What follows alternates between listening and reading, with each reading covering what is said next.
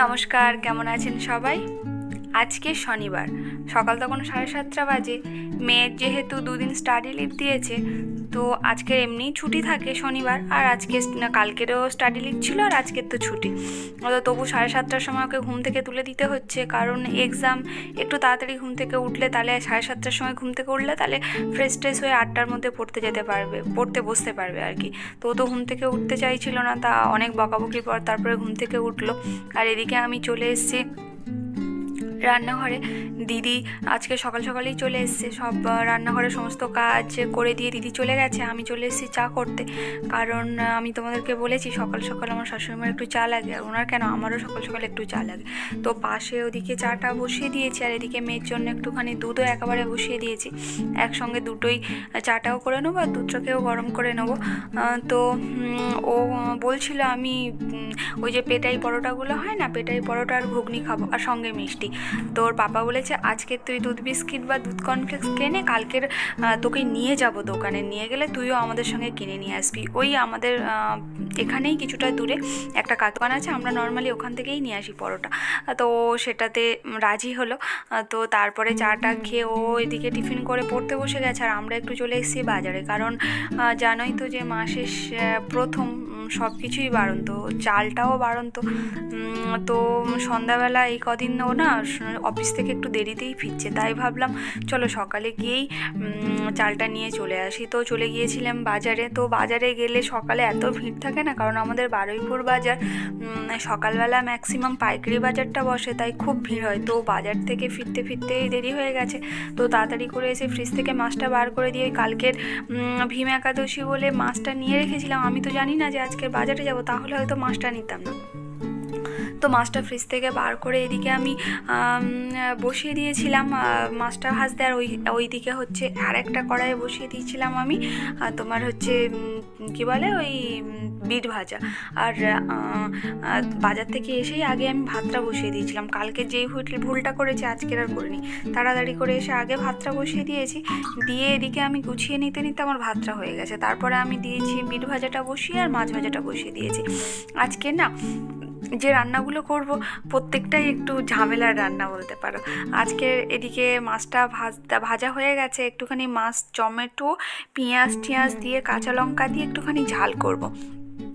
আর এই যে বাবা কালকের এসছে বাড়ির থেকে, তো মা বেশ খানিকটা ওই সজনে ফুল গুঁড়িয়ে রেখেছিল, কিন্তু সজনে ফুলগুলো ফ্রিজের মধ্যে রেখেছিল, কিছু সজনে ফুল পচে গিয়েছে, তাই আর মা ফ্রিজের মধ্যে রাখেনি, ফ্রিজ থেকে বার করে রেখেছিল। দেখেছো কেমন শুকিয়ে গিয়েছে। তো মা বলেছিল কালকে রাত্রেই বানিয়ে নিতে, তো আমার সত্যি কথা রাত্রে আর বানাতে ইচ্ছা হলো না, তাই বলি থাক ওরকমভাবে ছড়িয়ে রেখে দিই, কিচ্ছু হবে না। তো সত্যি কথা সেরকম কিছু হয়নি, একটু শুকিয়ে গিয়েছিল, তাই এই সরু করে আলু কুটে নিয়েছি, নিয়ে আর ওই তোমার সজনে ফুল দিয়ে আলু দিয়ে ভাজা করব।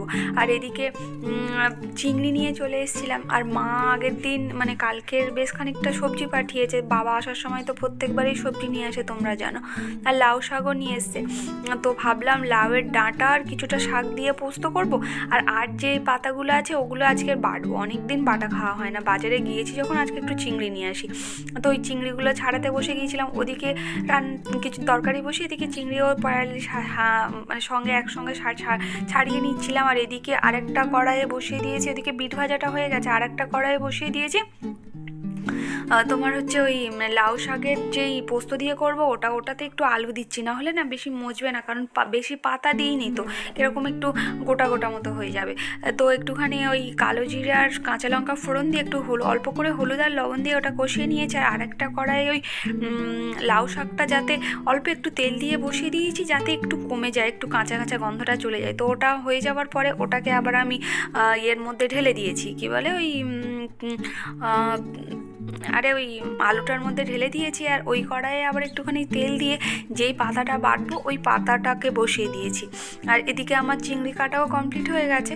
আর এই জায়গাগুলো দেখো সমস্ত সবজি কেটে সবজির কত মানে খোসাগুলো জমা হয়েছে, তো ওগুলোকে ভালো করে ফটাফট করে তুলে নিয়ে আর জায়গাটাকে ভালো করে পরিষ্কার করে নিই। কারণ এমনি ছোট রান্নাঘর না, আর এরকম হয়ে থাকলে মনে হয় আর মানে হাত পা সরানোর জায়গা থাকে না। তো এটাকে তাড়াতাড়ি করে পরিষ্কার করে নিলাম, পরিষ্কার করে নিয়ে ওদিকে আর আজকের ওই এদিকে ওদিকে করে সবজি কাটা হয়েছে, তো পুরো জায়গাটায় আর কিছু বিছানো হয়নি নিচে, মানে কিছু বিছিয়ে না তার উপর সবজি কাটলে আর এত প্রবলেম হয় না। আজকের এত তাড়াহুড়ো লেগে গেছে, কিছু বিছাইনি, তাই একটুখানি ভালো করে পরিষ্কার করে নিলাম। আর এদিকে আমি কড়াইয়ের মধ্যে মানে বেশ খানিকটা তেল দিয়েছি, দিয়ে আর এই শুকনো লঙ্কাগুলোকে ভেজে নিচ্ছি। শুকনো লঙ্কাগুলো করে ভেজে তুলে নেব, নিয়ে আর এবার পেঁয়াজ আর কি বলে ওই চিংড়ি, হলুদ আর লবণ একসঙ্গে রেখেছিলাম, সেটাকে তেলের মধ্যে দিয়ে একটুখানি ভেজে নেবো। আর এটা একটু ভাজা ভাজা মতো হয়ে গেলে ওর মধ্যে দিয়ে দেবো বেশ খানিকটা কালো জিরে, আর ওই দিকটাতে আমি পোস্তটা বসিয়ে দিয়েছি। আর পোস্তটা এখনও বাটা হয়নি, পোস্তটা এটা বসিয়ে দিয়ে পোস্তটা বাটতে চলে যাব। তো এই যে ভাজা হয়ে গেছে, এবার আমি বেশ খানিকটা দিয়ে দিয়েছি কালো জিরে। এবার এটাও ভাজা ভাজা হয়ে গেছে, এবার নামিয়ে নেবো। নিয়ে এইগুলো আগে বেটে নেবো, শাক আগে বাটবো না, শাকের সঙ্গে বাটবো না। একটু তলায় যে তেল মতো ছিল, ভাবলাম ওই পাতাটাকে আবার একটুখানি দিয়ে দিই, ওই তেলের মধ্যে মিশে যাবে। চলো এগুলো দিয়ে দিয়েছি, এবার এগুলো একটু বেটে নিই। আর শাকটা একটুখানি ওরকম হতে থাক, ভাবলাম সেই সুযোগে আমি জামা কাপড়গুলো সব ওয়াশিং মেশিনের মধ্যে দিয়ে দিই। জামা কাপড় বলতে আজকে রেগুলার ইউজে সেরকম কিছু নেই, সোয়েটারগুলো একটু করে কাচতে শুরু করেছি। তো কিছু সোয়েটার আছে, ভাবলাম সোয়েটারগুলোকে কাচতে দিয়ে দিই। তো এরপরে আবার বেলা হয়ে গেলে একদিনে শুকাবে না। আর যদিও একটু অত জল থাকে না, জল ঝরেই যায়, তাও কি বলো তো আজকের রোদটাও ভালো ছিল, কিন্তু আমার না মেলতেই প্রায় 12টা বেজে গিয়েছে। তো এদিকে জামা কাপড়গুলো দিয়ে দিয়েছি, দিয়ে আর একটুখানি ইজি দিয়ে এটাকে কাচতে বসিয়ে দিই। দিয়ে আর আমি আবার রান্নাঘরের দিকে যাই, গিয়ে ওই পাতাটাকেও বেটে নেব। মিক্সারের মধ্যে যে চিংড়িগুলো বেটে রেখেছিলাম ওর মধ্যেই পাতাটা দিয়ে দেবো, দিয়ে বেটে নেবো, ওই একসঙ্গে হয়ে যাবে, তাহলে একেবারে মিক্সডও হয়ে যাবে।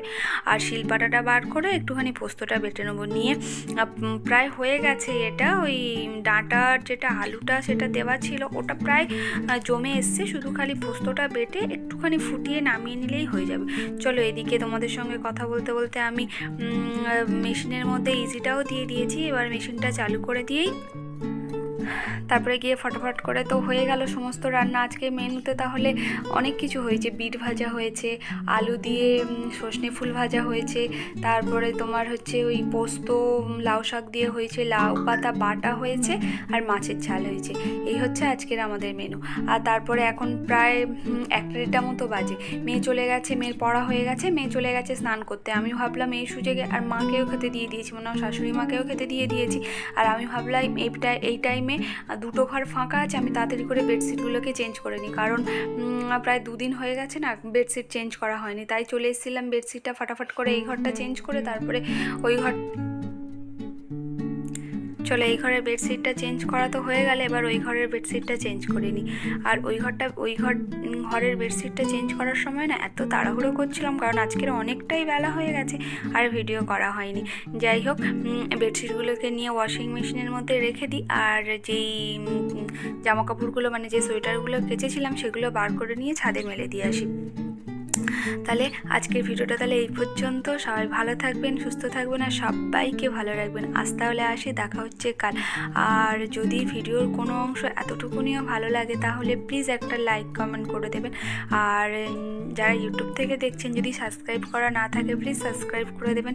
আর যারা ফেসবুক থেকে দেখছেন যদি ফলো করা না থাকে প্লিজ ফলো করে দেবেন। আর যদি ভালো লাগে তাহলে প্লিজ একটা লাইক কমেন্ট শেয়ার করে দেবেন। আজ তাহলে আসি, দেখা হচ্ছে কাল, টাটা।